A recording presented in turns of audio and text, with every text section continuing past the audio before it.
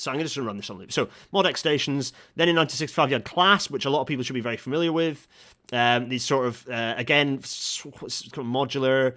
Then 1970s designed for the 70s, a bit more steel, more glass. Then there was the response to that, but it transitioned into kind of still having the square elements, but with neo-vernacular brick in the late 70s.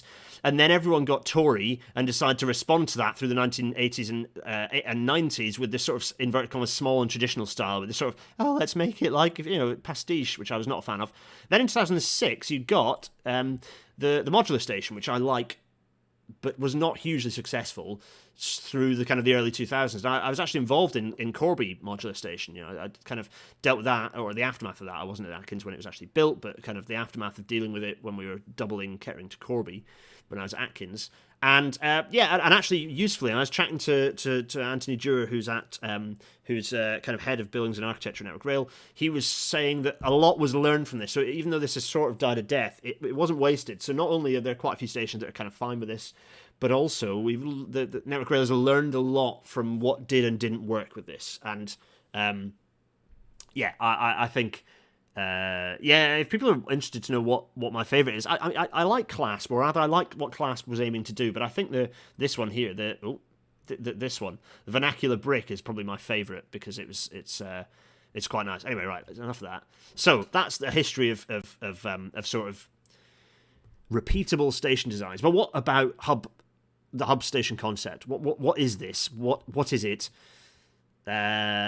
Let's firstly, I can put my little face up if you like. Shall I put my little face up? I'm up here. Hi, everyone.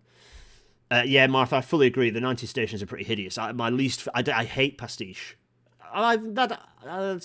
Sometimes pastiche can be funny or fun, mostly funny, but by and large, I can't think of pastiche architecture that I'm a fan of. I generally despise it. For example, most new build houses in Britain I hate. Certainly. Thatcher era onwards, Help to Buy onwards, houses started looking like cottages. They have tiny windows and they're horrible. So here is an example of a little snapshot of what these will look like. And I had a VR headset on my head earlier. I'll explain that shortly. To have a kind of a wander around, it's quite interesting. It was nice to explore it. But what is the actual concept? What has 7N done? What is Network Rail doing? What's the design council doing? How is this going to function? What's the point of it? So. This is the start of the idea. Is that it's for a long time we've looked at railways as stations are a gateway, right? And gateways can be traversed in both directions. And for a long time we've only really looked at the going into the railway, into the railway environment, and not really thought about coming out again.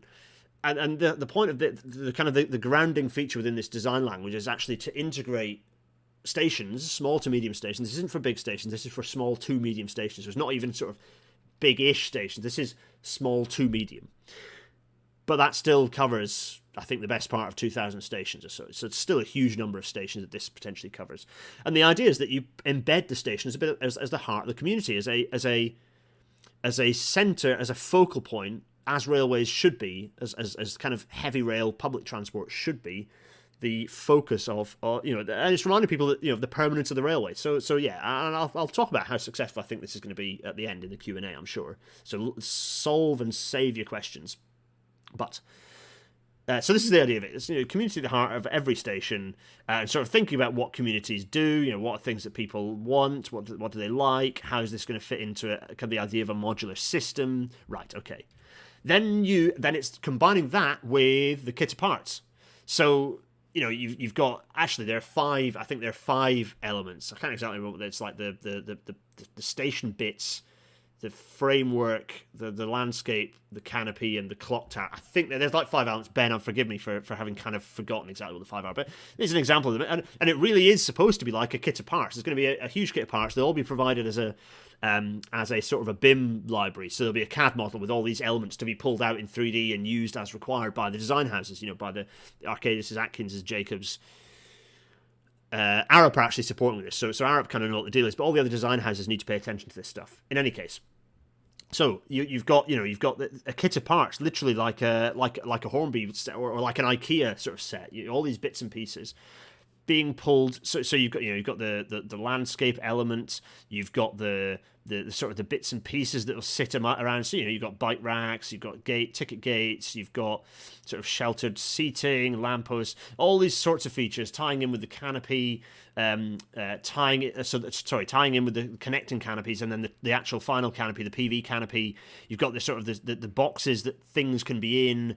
End structural points that hold the thing up, different, and there are different material choices as well that all this fits together. And then there's a short and kind of a tall version of the clock tower. The centerpiece is that railways become part of the community, in a visible part of the community. They don't hide sheepishly in a corner with a couple of bus shelters. They become. It's like, hello, we're the railway. You should want to travel with us. Actually, things are going pretty. Things are pretty good. It's pretty good. So. Raphael points out an excellent episode of Dr. David Turner's Transport Tavern, where Mr. Tim Dunn joined and talked about railway stations from June 2020. Yeah, it's a really good companion to this episode. Actually, go watch that. Friend of the show, Tim and I, lovely to see him today. He was out and about. So have a look at this in a bit more detail. Is the idea that this then is assembled, it's put together. You've got the kind of the clock tower here. You've got the canopy elements. You've got the kind of the landscaping. Okay, yeah, here there are car parks, but actually there's the idea. Okay, the car parks are fine, but actually they shouldn't block the way that this system fits together. And they're showing that the landscape element should be connected to, coherent with the rest of the station. It's showing how these kit parts can be assembled. You've got the bike bits, and this will be put together within a design guide, much like the Network Rail wayfinding design guide that I think I tweeted about a long time ago. PV is photovoltaic, yes. So here is an example of what those little pods that were being mentioned a couple of slides back. I'm going to jump back a couple of slides. These sort of pods here, these modular things, again, they can be used for different things. They're different opportunities. So you can have a waiting pod, florist pod, coffee pod, just an examples of how these they don't want it to be too prescriptive.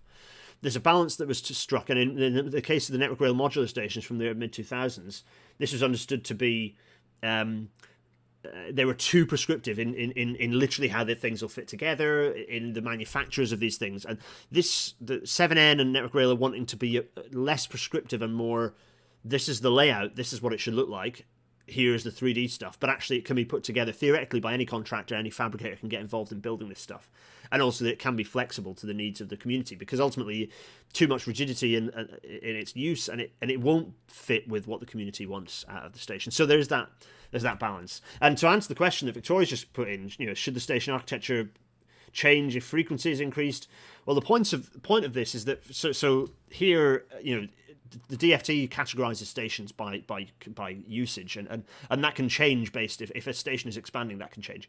And so, for example, you've got category D, E, and F stations, and you can see the scale. So there's 1, 2, 3, 4, 5 kind of major canopy sections. Now there's only 3 for the category E, just 2 for the category F. You can see that it actually can flex based on the needs, the capacity needs. So you can see this is a much larger sort of station for the category D. Category F is much less in terms of the facilities, much reduced, but still the same design language, the same sort of visual aesthetic that you get. And you can see that for there are options for curved platforms. They're showing how that works. They're showing how this it might work for if there's a high embankment. You might have sort of stuff at the top and then stuff kind of connecting down, and how it might work. So sorry, here's the stuff at the top, and then here at the bottom, and how that you then get up to the station.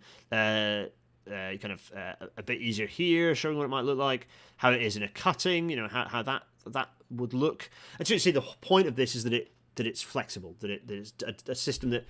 The design language is coherent, but it can mix and be adaptable.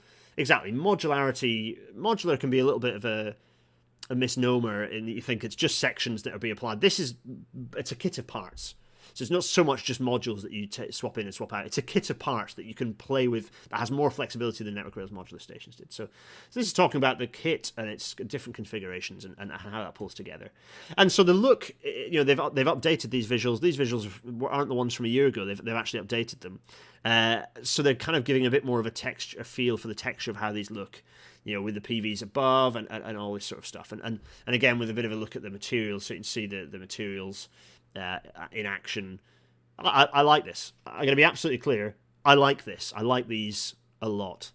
I like the design approach. I like the architecture team who are working on it. I think they have exactly the right idea for what's going on here. Yeah, it's lots of really good stuff. Here's fake Widmerpool station, and you can see kind of what the connecting. Okay, there's always the renderite risk, right, of the fact that you've got vegetation and then it turns into full Perry Bar. But if it even approaches looking like this, it'd be a much more appealing, pleasant space to spend time in. There's a larger station, and then again here's a smaller station. A much smaller station. Kind of that might be a category D. This looks more like a category E. Smaller station, less of a heavy footprint. In this case, you can see they've omitted the clock tower because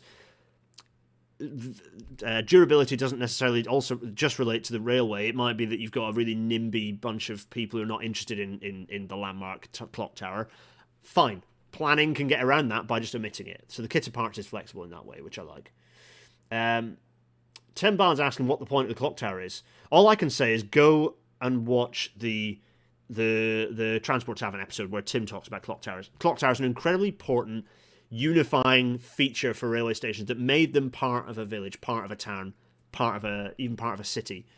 There's a reason why clock towers have value, and actually having that single unifying piece, the fact that it is a clock is almost an irrelevance. It's that presence, that feature. So yes, I quite like Widmerpool. This made up name, definitely a made up name, yeah, for sure.